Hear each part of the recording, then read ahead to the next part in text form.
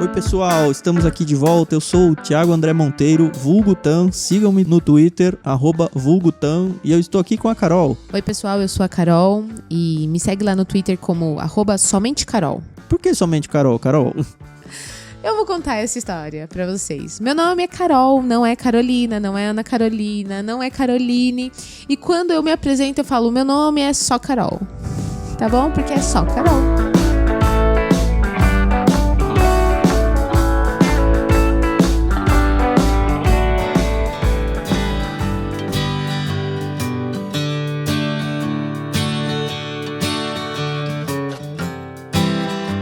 Estamos aqui no primeiro prefácio, um dos nossos programas do Ictus Podcast. E qual que é a ideia do prefácio? A ideia do prefácio é pegar um livro, qualquer livro, tá bom? Que, obviamente, eu e o Thiago tenhamos algum tipo de contato. E falar um pouco desse livro, sem soltar spoilers, tá bom?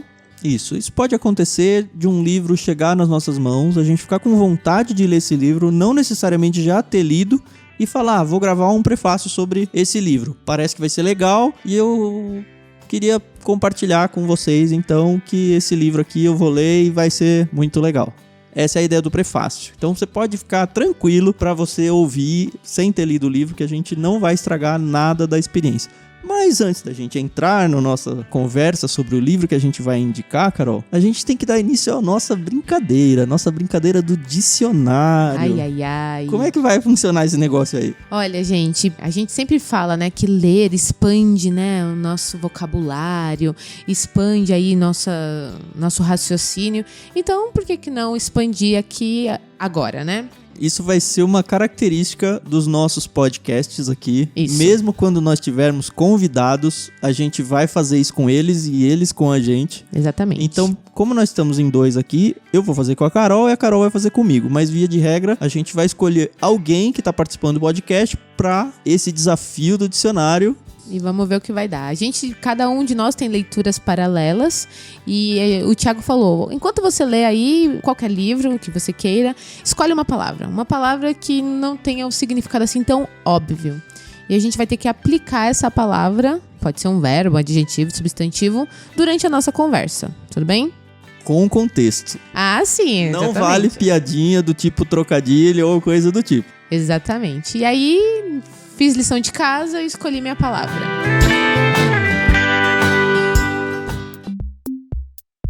O que você vai me mandar, Carol? A palavra que eu escolhi, ela é do livro O Hobbit, escrito pelo Tolkien, e é amurada.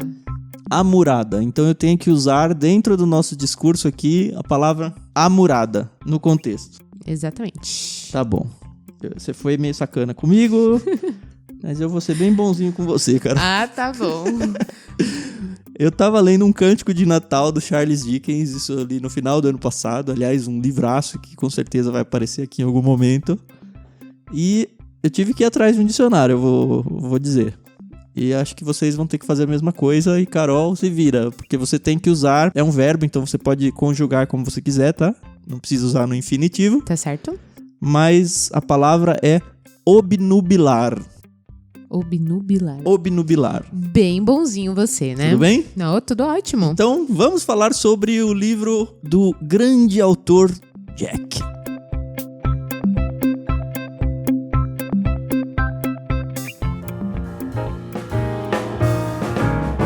Já ouviu falar no Jack? Estávamos aqui conversando e a maioria dos peixes grandes que nós entrevistamos fala desse autor. E ele já apareceu aqui várias vezes e só não apareceu mais porque a gente fala, não, peraí, vamos dar um tempo nele. Ele é muito bom, mas a gente precisa colocar outros. Isso, mas para quem ainda não sabe o que é um peixe grande, nós não estamos falando de pesca, nós não estamos num barco debruçados na nossa murada. Poxa vida. Foi fácil. Essa foi fácil. Ó, o contexto, nós tá bom. não estamos aqui num barco, nós estamos falando de pessoas do universo cristão que indicam livros para o nosso clube literário. Sim, nós do Ictus Podcast temos um clube literário que você pode conhecer melhor acessando clubeictus.com.br. Lá você vai conhecer os planos que nós temos, pode receber na sua casa, kit com livros. A gente tem planos desde os 3 anos até os adultos. Exatamente. E um dos nossos peixes grandes, nosso amigo particular, Mark Swedberg, ele é perito nesse autor e ele indicou... A dissertação de mestrado, acho, dele exatamente. Desse autor. A casa dele é populada por esse autor. E aí ele indicou esse livro quando fizemos a entrevista com ele. E a gente queria muito ter colocado ele logo de cara, mas a gente teve que dar um tempo. Colocamos a trilogia cósmica. Então, se vocês sabem quem é o autor, né? A gente já falou, né? O tio Jack aqui é o C.S. Lewis. E qual é o livro, Thiago? O livro chama-se Até que Tenhamos Rostos, a releitura de um mito. Aliás, antes de falar do livro, o subtítulo já é quase um spoiler. Exatamente. E aqui já vai ficar de cara um alerta. Se você for ler esse livro, ignore a introdução. Faça-se esse favor, porque infelizmente eu li a introdução que tem só 3 páginas e meia. E em 3 páginas e meia ele explica que raios é esse mito que ele tá fazendo uma releitura e ele estraga um pedacinho da história. Eu queria não ter lido, guardo a introdução para ler só no final do livro. Exatamente. Eu posso dizer que a introdução desse livro, ela é quase uma obnubilação. Se eu não tivesse lido a introdução antes de começar a ler esse livro, eu provavelmente teria lido ele com outros olhos. Então eu já sabia mais ou menos o que ia acontecer e isso ofuscou um pouco o brilho. No máximo, leia a contracapa, que dá o nome das pessoas que fazem parte desse mito. Mas se você também quiser ler sem a contracapa, é até melhor. É verdade.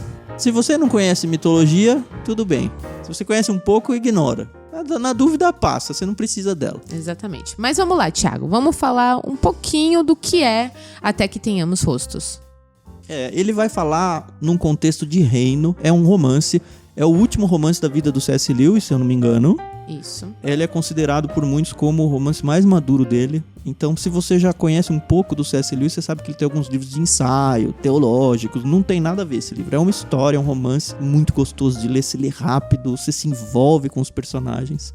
E ele todo ambientado num reino chamado... Glome. Então tem toda essa questão de guerra que existe entre reinos vizinhos, da negociação de casamentos para tentar preservar o poder. E a personagem principal, o livro é narrado em primeira pessoa pela Orual, é isso? Exatamente. Ela é uma princesa do reino de Glome e ela tem uma característica muito peculiar. Coitada. Ela é feia, gente. E assim, ela não é...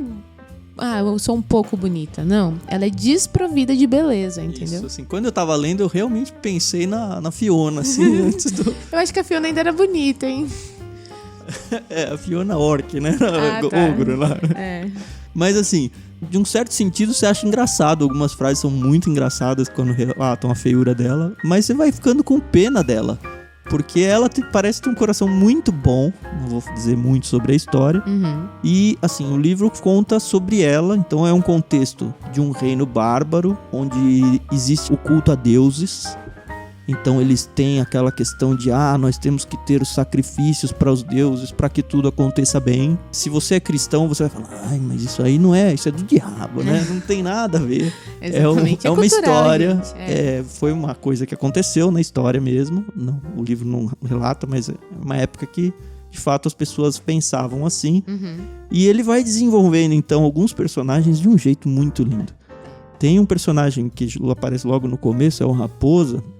Ele é o conselheiro do rei, ele é o tutor da Orual e das irmãs, e ele é grego, então ele traz toda aquela mentalidade mais cética, ele não acredita nos deuses, ao mesmo tempo ele é um escravo, apesar de estar como tutor das filhas do rei, ele é um escravo que não pode jogar contra a ideia dos deuses. Sim, exatamente. Então, e ao mesmo tempo ele está ensinando elas um pouco da cultura grega, é muito legal. Não sei se a gente pode avançar muito mais com isso. Eu só posso dizer que se você conhece o C.S. Lewis de Crônicas de Nárnia, esse aqui é outro C.S. Lewis. Vem com um estilo diferente, uma narrativa diferente, uma história muito mais adulta, né? É um livro muito gostoso, não à toa que é considerado a obra-prima do C.S. Lewis. Então, acho que vale muito a pena você colocar ele aí na sua listinha, no topo, tá bom? Top 5. Não é à toa que um perito em C.S. Lewis falou que é o melhor livro do Lewis. Exatamente. Então, fica aí a dica, Até que Tenhamos Rostos, C.S. Lewis. Da editora Ultimato. Exatamente, a releitura de um mito.